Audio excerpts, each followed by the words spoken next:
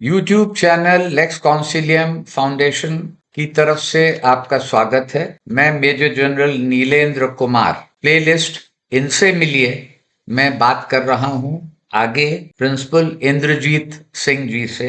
इंद्रजीत जी ने आईआईटी रुड़की से पीएचडी की रिसर्च की और अर्थशास्त्र में। इसके अतिरिक्त आपने हिंदी साहित्य और समाजशास्त्र का भी अध्ययन किया और आप केंद्रीय विद्यालय गुवाहाटी बोरझार और केंद्रीय विद्यालय नंबर 1 एक जो था देहरादून में, वहां प्रिंसिपल के रूप में आपने काम किया। 3 वर्ष आप रूस में embassy of India school Moscow वहां पर कार्यरत रहे। तो ये तो आपका अध्यापन का कार्य है और जो आपका शिक्षा के विषय में जो जुड़ाव रहा।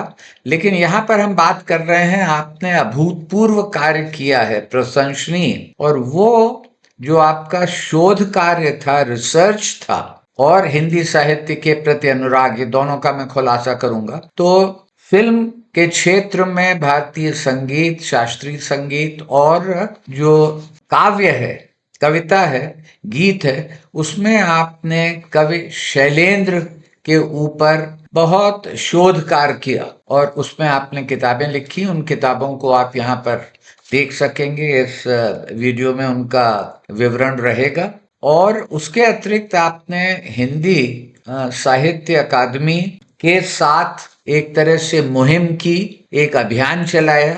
शैलेंद्र जी को उनके जो उनका योगदान रहा उसके अनुरूप सम्मान मिल सके और आपके ही भागीरथी प्रयासों से उसमें कामयाबी मिली। तो अब आगे इंद्रजीत जी से बात करते हुए मैं आऊंगा कुछ लोगों के बारे में जो अपने आप में फिल्म जगत या साहित्य की हस्तियां रही हैं और उनका जुड़ाव रहा शैलेंद्र जी के साथ। तो उस संबंध में आप बात करेंगे और इसमें सबसे पहले नाम आता है मन्ना डे जी का, जो कि प्रबोध चंद्र डे और सामान्यतः जाने जाते हैं मन्ना डे के नाम से। और उनका बहुत ही बड़ा योगदान रहा बतौर प्लेबैक सिंगर के, संगीत निर्देशक के, संगीतकार के। और वो वास्तव में महारथी थे फिल्म संगीत और संगीत के क्षेत्र में, भेंडी बाजार घराने से थे। और 50 और 70 के दशक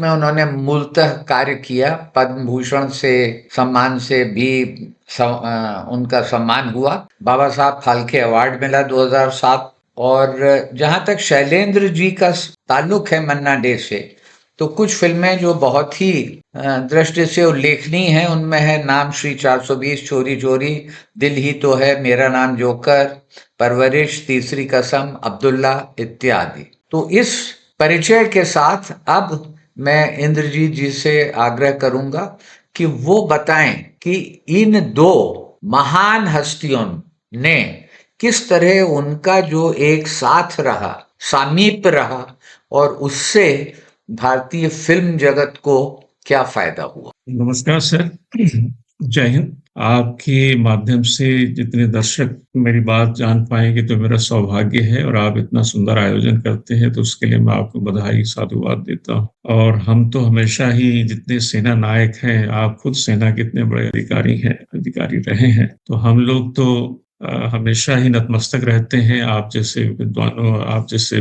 देखिए, मन्ना डे साहब और शैलेंद्र का भी एक जुड़ाव है। शैलेंद्र के बहुत से ऐसे गीत हैं जो मन्ना डे साहब ने गाए हैं। एक तो तीसरी कसम, जब उन्होंने अपनी फिल्म बनाई 1961 में शुरू हुई थी, 14 जनवरी 1961 को इसका मुहूर्त हुआ था। और दुर्भाग्य ये रहा कि हालांकि शैलेंद्र ने एक चिट्ठी लिखी, बल्कि रेणु जी जिनकी कहानी पर, फणीश्वरनाथ रेणु जिनकी कहानी पर ये फिल्म बन रही थी, उन्होंने भी अपने कजिन ब्रदर को चिट्ठी लिखी। चिट्ठी है उस मेरे पास, तो उसमें लिखा कि शैलेंद्र की कहानी पर फिल्म बननी है और उम्मीद है कि ये 7-8 महीने में फिल्म जो है 1961 के अंत तक ये फिल्म जो है कंप्लीट हो जाएगी और आप सब तक पहुंचेगी। अब आप देखिए कि 14 जनवरी 1961 को पटना में, इसका पूर्णिया में, ना तो नहीं पूर्णिया में हुआ था, जहां रेणु जी का अपना पुश्तैनी, अपना गांव है सब। तो दुर्भाग्य रहा कि फिल्म जो अक्टूबर 61 तक आ जानी चाहिए, नवंबर तक आ जानी चाहिए थी, लेकिन दुर्भाग्य रहा कि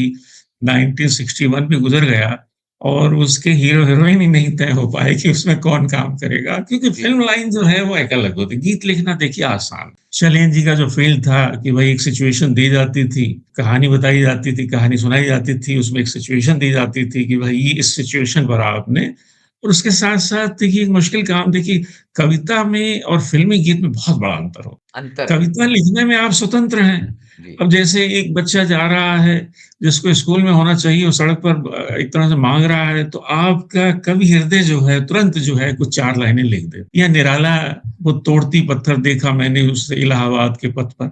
तो निराला जैसे कवि जब वो देखते हैं एक महिला जिसको घर में काम करना चाहिए, बेचारी वो पुरुषों की तरह पत्थर तोड़ रही है, तो मतलब उसके काम हालाँकि महिलाएँ करती हैं, करना भी चाहिए, लेकिन उसके हिसाब से, उसके शारीरिक उस क्षमता के हिसाब से उन्हें लगता है ज़्यादा ज्यादती हो रही है कि सड़क के ऊपर बैठ के पत्थर तोड़ रही है, तो वो तुरंत एक कवि के मन में कल्पना आती है और उसको साकार कर देता है। लेकिन फ़िल्म में गीत लिखना बड़ा मुश्किल होता है, क्योंकि पहले तो कहानी सुनाई जाती है, फिर सिचुएशन बताई जाती है। तीसरी बात और कि जो संगीतकार होता है, वो फिर एक धुन बनाता है, एक ट्यून बनाता है, और उस ट्यून के ऊपर जो है गीत लिखना होता है। तो जैसे अंगूठी में एक नगीना, बल्कि कैफ़ी आज़मी साहब ने बड़ी अच्छी बात कही थी इस बारे में, मैं उसको अभी कोट करना चाहता हूँ। कैफ़ी आज़मी साहब से मेरी 2-3 मुलाकातें हैं, तो उन्होंने एक हमारे एक कार्यक्रम में कहा था, जब मैंने उन्हें बुलाया था, तो उन्होंने बहुत अच्छी बात कही, कह रहे इंद्रजीत होता क्या है, और हालाँकि ये बात उन्होंने कई प्लेटफ़ॉर्म पे सुनाई थी, लेकिन मुझे भी बताई। बोले होता ये है कि फ़िल्मों में गीत लिखना बड़ा मुश्किल होता है। कह रहे हमारे यहाँ क्या होता है कि ये ऐसे ही समझ लीजिए कि जैसे पहले कब्र खोद दी जाती है, फिर कहा जाता है कि इस साइज़ का ही मुर्दा आप ढूँढ के लाइए, जिससे कि उसको उसमें दफनाया जाए। तो इसका मतलब है कि बहुत पहले अच्छा। ट्यून दी जाती जी। है, पहले एक धुन सुनाई जाती है संगीतकार के द्वारा, और फिर गीतकार से कहा जाता है कि अब आप इस धुन के ऊपर जो है, अपने सुंदर शब्दों को सजाइए, बैठाइए, जो उस कैरेक्टर के अनुरूप भी हो, कहानी की माँग को भी पूरा करता हो, और इस धुन पे भी वो बैठना चाहिए। तो कह रहे एक उसका बल्कि उन्होंने एग्ज़ाम्पल भी दिया था, कह रहे एक बार ऐसा हुआ कि बड़ी हम लोग कामयाब भी होते हैं, क्योंकि कविता तो शायरी करना तो आसान है, एक शेर लिख दिया आपने, एक सिचुएशन अपना जब देश के हालात को देख कर के, चाहे वो देश प्रेम का हो या प्रेम का हो, प्रकृति का हो, पुरुष स्त्री के संबंधों का हो, वो तो हम कर लेते हैं।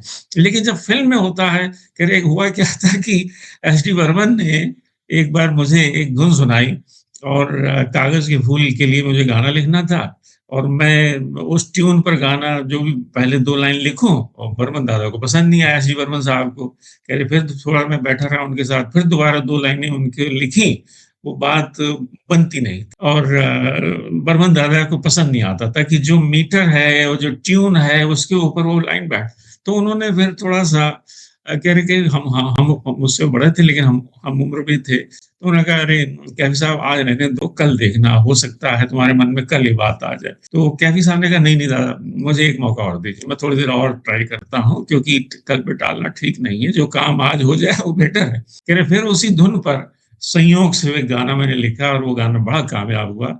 वक़्त ने किया क्या हँसी सितम, हम रहे ना हम, तुम रहे ना तुम। तो कह रहे बहुत ये अच्छा। संयोग होता है कि कई बार ट्यून के ऊपर लिखना आसान हो जाता है, और कई बार बड़ा मुश्किल होता है। तो कह रहे ये बहुत समय लगा, लेकिन वो गाना बड़ा मकबूल हुआ, और वो ये भी कहते थे कैफ़ी साहब, कह रहे कि हम लोग तो शायरी ज़्यादातर रखते थे, लेकिन शैलेंद्र की ये खूबी थी कि वो दोनों पर गाने लिखने के उस्ताद। अब आप मन्ना डे की बात कर रहे हैं, तो मन्ना डे के संदर्भ मन्ना डे से जब मेरी बात हुई, उनसे मैंने समय लिया, मैं कि भाई शैलेंद्र पर मैं काम कर रहा हूँ, मैं चाहता हूँ आपने उनके बड़े लोकप्रिय गीत, सदाबहार गीत गाए हैं, और हम सबको बड़ा फ़क्र होता है।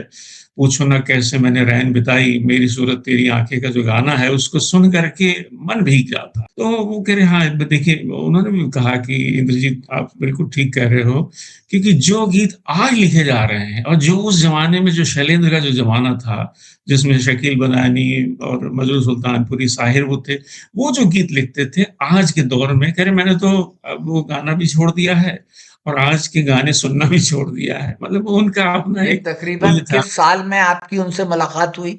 मैं उनसे मिला था सन 2000 में, 2000 में। 2001 2000, जी, जी, जी। और ये तो मुंबई जी, की बात है। जी। उनके उनसे ही समय लिया, तो उन्होंने बल्कि कई प्रसंग पे सुनाया। बोले हाँ, वो एक तो तीसरी कसम का गाना है जो लोकगीत शैलेंद्र ने लिखा था, चलत मुसाफिर मोहे लिए रे पिंजरे वाली मुनिया। कह रही ये गाना बहुत सुंदर गाना है और शंकर जी कुशन ने बहुत सुंदर उसकी धुन तैयार की और राज कपूर और दूसरे लोगों पर वो फिल्माया भी गया है। तो कृष्ण धवन के ऊपर मुख्य रूप से कृष्ण धवन गाते हैं, राज कपूर तो केवल उसमें ढपली बजा रहे हैं बैठ करके।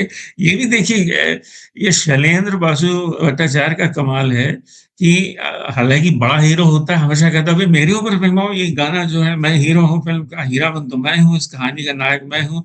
लेकिन जो सहायक लोग हैं, जो उसमें जो छोटे-छोटे पात्र हैं, आप उनके ऊपर फ़िल्म आ रहे हो। लेकिन राज कपूर की खूबी थी कि वो निर्देशक की बात मानते थे और निर्माता क्योंकि शैलेंद्र थे इस फ़िल्म के और निर्देशक बासु भट्टाचार्य साहब थे, तो ये तय हुआ कि नहीं ये जो दूसरे गाड़ीवान जो राज कपूर के हीरामन के जो साथी हैं, तो जो कृष्ण धवन ने ये रोल निभाया था गाड़ीवान जी, का एक उसमें, तो उन पे ये फ़िल्माया गया था। तो कह रहे ये भी देखिए गाना बड़ा खूबसूरत बना।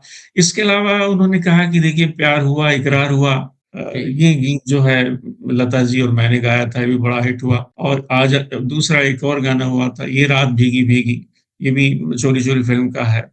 ऐसे बहुत से गीत जो मन्ना डे साहब ने उनके वो उनको याद करके एक तरह से उनकी स्मृतियों में भीग जाते थे। कह रहे भाई ऐसे गीतकार इतने सरल शब्दों में इतनी बड़ी बात कहते थे।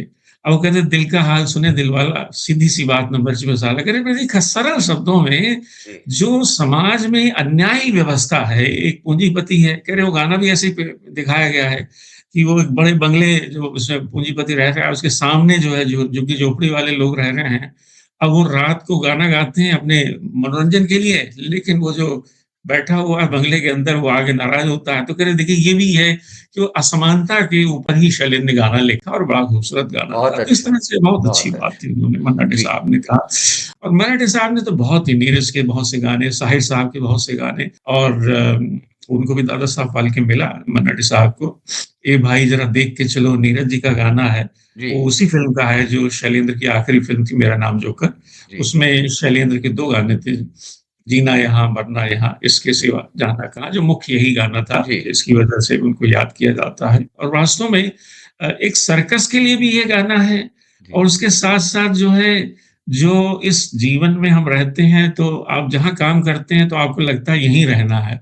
तो एक सर्कस में काम करने वाला तो यही गाएगा कि जीना यहाँ, मरना यहाँ, इसके सिवा जाना कहाँ। बहुत अच्छा। शैलेंद्र इस मामले में बड़े पारखी थे कि वो किसी भी सिचुएशन के ऊपर एक खूबसूरत गीत लिखते थे और ये उनका आखिरी हालाँकि गीत पूरा नहीं हुआ था। जी, इस गीत को फिर उनके बेटे ने राज कपूर के कहने पर और शंकर जयकिशन के कहने पर पूरा किया और बहुत सुंदर गीत उनके बहुत बेटे सुंदर, शैलेंद्र बहुत ने ही पूरा सुंदर। किया। जी। बहुत-बहुत धन्यवाद और इसी तरह आपसे ये बातचीत का सिलसिला जारी रहेगा जिसमें कि केंद्र बिंदु शैलेंद्र जी हैं और उनका अन्य हिंदी फ़िल्म की जगत की मशहूर हस्तियों से क्या ताल्लुकात थे, क्या दोनों की जोड़ी रही उसके बारे में। देखते जी। रहिए, बने रहिए हमारे